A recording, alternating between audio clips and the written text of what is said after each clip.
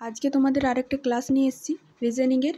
তোমরা যত reasoning practice করবে ততই তোমাদের পরবর্তী এক্সামে অনেক কাজে লাগবে।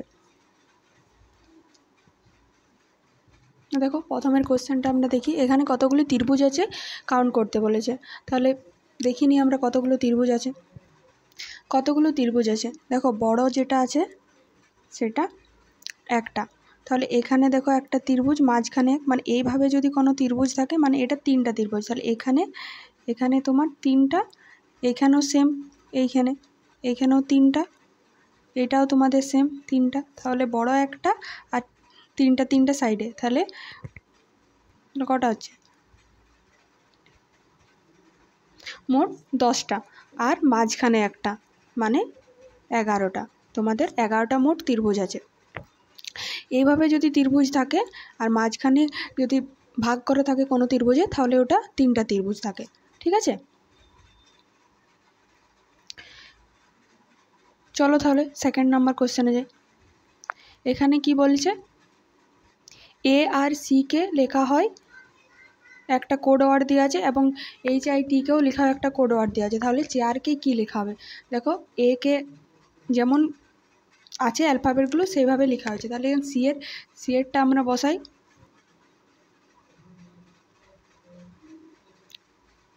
সি এর কোড ওয়ার্ড, দাঁড়াও কালারটা চেঞ্জ করুন।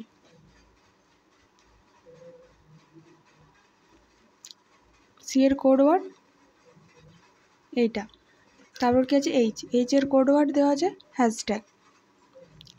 এর কোড ওয়ার্ড দেওয়া আছে ডলারের চিহ্ন। এর কোড ওয়ার্ড দেওয়া আছে আয়ের এন্ড, এবং আর এর @, এভাবে দেওয়া আছে। তাহলে দেখো এটা কথা আছে, দেখো এটা সি এর অপশান আছে, সি এর যে অপশানটা আছে সেটার সাথে এটা, তাহলে এটার অ্যান্সার হচ্ছে সি। তাহলে এবার পরের কোশ্চেনে যাই, তিনেরটা। তিনি কি বলেছে, একটি ছবিতে থাকা এক বালকের দিকে তাকিয়ে নির্দেশ করে রানী বলল যে তার মায়ের একমাত্র কন্যা আমার মা। তাহলে রানী কিভাবে ওই ছেলেটার সাথে সম্মত? তাহলে দেখো এটা ছবিতে বালক আছে, বালককে দেখে রানী বলল যে বালকের মায়ের একমাত্র কন্যা হলো রানীর মা। তাহলে বালকের মায়ের একমাত্র কন্যা, তাহলে রানীর মায়ের মা হচ্ছে রানীর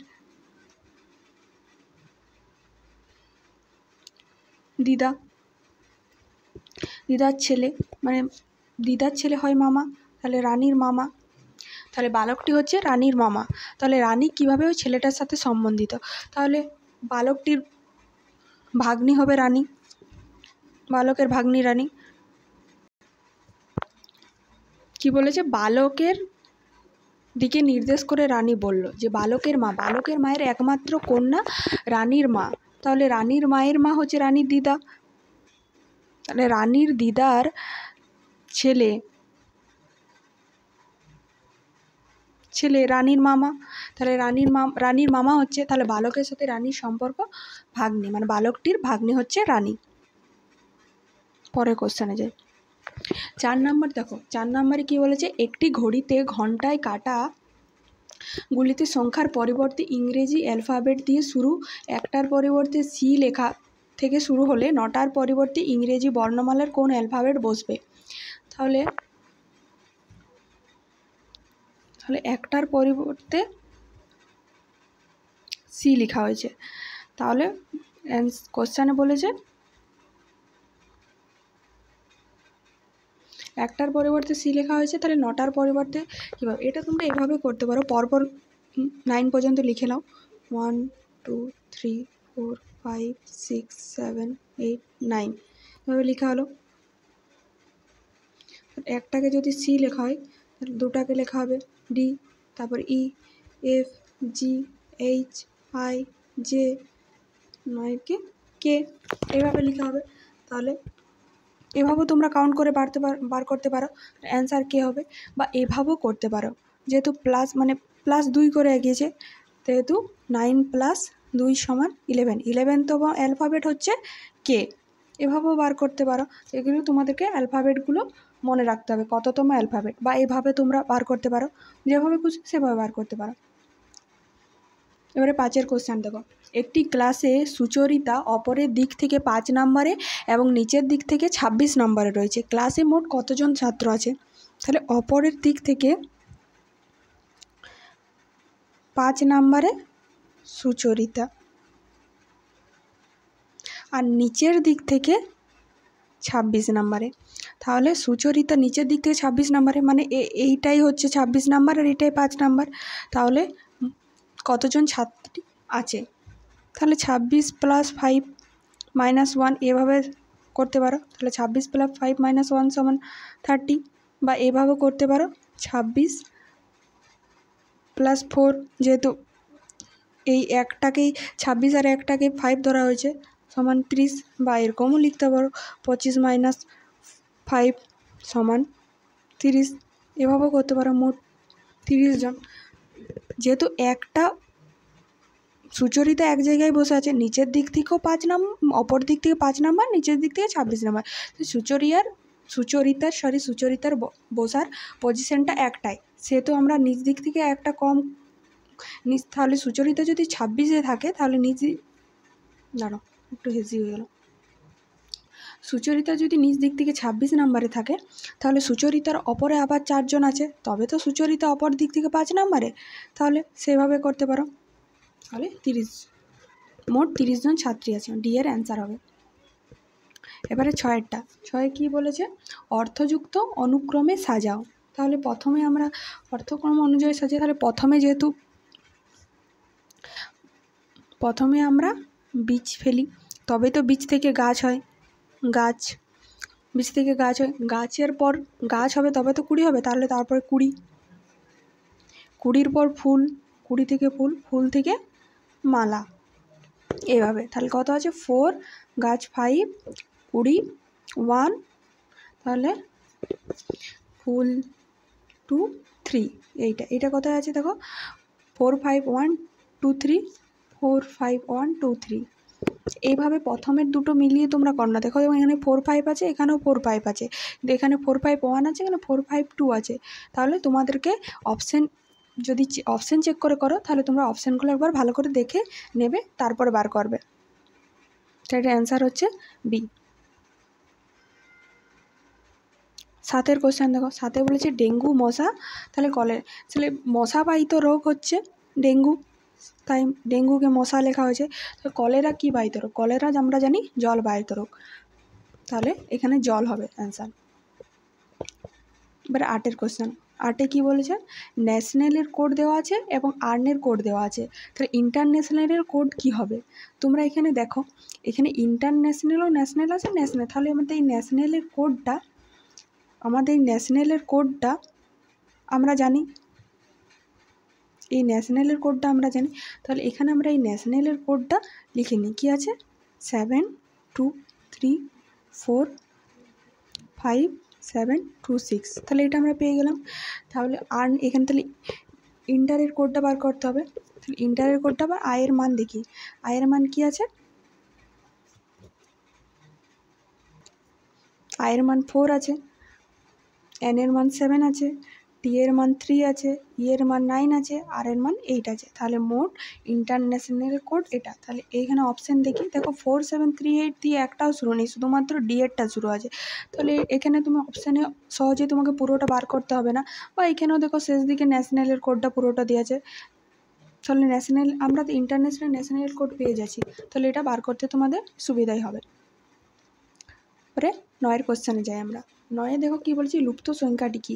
এটা দেখো এইভাবে জাম্প যদি আমরা করি, এইভাবে বা এইভাবে, কিন্তু এটা হচ্ছে না, মানে সবগুলো সিমিলারভাবে হচ্ছে না, এইভাবে কোনোভাবে সিমিলারভাবে হবে না। তাহলে এটা দেখো সবগুলো কিউবের কাছাকাছি সংখ্যা আছে। কিউবের কাছাকাছি মানে দেখো 3-এর কিউব = 27, 4-এর কিউব = 64, 5-এর কিউব = 125, 6-এর কিউব = 16 এভাবে আছে। দেখো সবগুলো কিউবের কাছাকাছি আছে, তাহলে দেখো 27 - 3 সমান 24, 64 - 4 সমান 60, এভাবে 125 - 5 সমান 120 এভাবে আছে। 160 - 6 সমান 210 এভাবে আছে। তাহলে পরেরটা হবে 7, যেটা এটা 3, এটা 4, এটা 5 এর কিউব, এটা 6, তাহলে এটা 7 এর কিউব -7।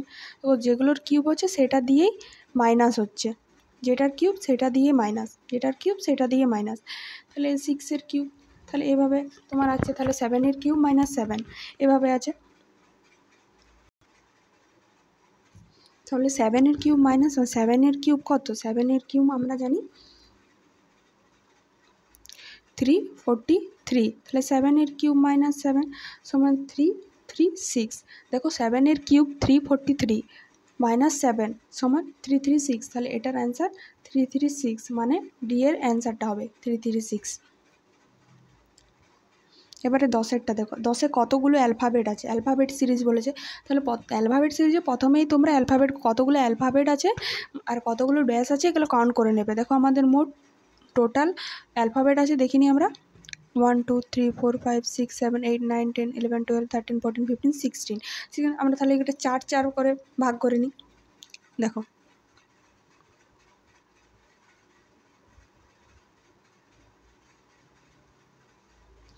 দেখো এটা খুব ইজি আছে। দেখো এম এন দিয়ে শুরু, প্রতিগুলো এম দিয়ে শুরু হয়েছে, এটাও এম দিয়ে শুরু হয়েছে, এটাও এম, এটা এম, তাহলে এটাও এম হবে। তাহলে হচ্ছে লাস্টে আছে পি কিউব, এখানে পি কিউব আছে, এটাও লাস্ট, তাহলে এখানে পি হচ্ছে, তাহলে এটা এখানে এন নেই, এখানে এম হবে, এখানে কিউ হবে। তাহলে অ্যান্সার হচ্ছে পি এন এম কিউ, এটা অ্যান্সার হচ্ছে। তাহলে এটা কত নম্বর অপশান আছে? দেখো এটা এর অপশানে মিলছে। প্রথমে তোমরা অ্যালফাবেটগুলো কাউন্ট করে ভাগ করে নেবে, তারপরে দেখবে কতগুলো অ্যালফাবেট দেওয়া আছে। মানে এখানে দেখো এম এন পি কিউ আছে প্রায় সবগুলোতে। তাহলে এখানে এভাবেও করতে পারো, এখানে পি নেই, তাহলে এখানে পি হচ্ছে, এখানে এন নেই, এখানে এন হচ্ছে, এখানে এম নেই, এম এন দিয়ে শুরু হচ্ছে সেহেতু এখানে এম হচ্ছে, এভাবে। তাহলে এটা অপশান হচ্ছে পি এন এম কিউ। পরের কোশ্চেনে দেখি, পরের কোশ্চেনে কী বলেছে? ইংরেজি বর্ণমালায় উভয় পার্শ্বের 10টি বর্ণ স্থির রেখে মাঝে 6টি বর্ণ বিপরীত ক্রমে লেখা হলে মধ্যের বর্ণমালা দুটি কি হবে? তাহলে প্রথমের এখানে বলেছে প্রথমের 10টি এবং শেষের 10টি। প্রথমের 10টি হচ্ছে এ থেকে জে পর্যন্ত, আর শেষের 10টি হচ্ছে দেখো কিউ থেকে জেড পর্যন্ত। তাহলে মাঝখানে কি কি সংখ্যা পড়ে থাকছে? জে এর পর কে, এল, এম, এন ও পি, এই 6টা সংখ্যা পড়ে থাকছে। এই 6টা সংখ্যা বিপরীতে লিখতে বলছে, মানে কীভাবে লিখতে বলছে? P O N M L K. তাহলে মাঝের দুটি বর্ণ কি? মাঝের দুটি বর্ণ মানে এন এম, মাঝের দুটি বর্ণ হচ্ছে এন এম। এখানেও তোমরা বুঝতে পারছো, কিন্তু অপশানে যদি এম এন দেওয়া থাকতো তাহলে তোমরা এম এন যদি করতে তাহলে ভুল হয়ে যেত, কারণ বিপরীত কর্মে লিখতে বলছে। তো এখানে অপশান যেহেতু নেই সেখানে এখানে এন এম ইজিলি হয়ে যাবে, অ্যান্সার হচ্ছে টি। এবারে পরের কোশ্চেনে দেখো কি বলছে? একটি টেবিলের ওপর 5টি বই আছে, ভূগোলের বই সবার ওপরে, ইতিহাসের বইটি নিচেরটির ওপরে, এবং ভৌতবিজ্ঞান বইটি বইটির নিচে আছে, এবং বাংলা বইটি সবার নিচে রয়েছে। অন্য বইটি যদি জীবন বিজ্ঞান হয় তবে বইগুলির পরপর অপর থেকে সাজাও। তাহলে দেখো 5টা বই আছে, তাহলে প্রথমে কিছু ভূগোলের বই সবার ওপরে, তাহলে প্রথমে ভূগোল হবে, সবার ওপরে যেহেতু বলেছে ভূগোল। তারপর কি বলছে? ইতিহাস বইটি নিচের বইটি, নিচে আরেকটি বই আছে, মানে নিচে আরেকটি বই আছে, তার ওপরে আছে ইতিহাস আছে। এবার ভৌতবিজ্ঞান বইটির অপরের বইটির নিচে আছে, মানে ভূগোল অপরের বইটি সেহেতু ভূগোলের নিচে আছে ভৌতবিজ্ঞান।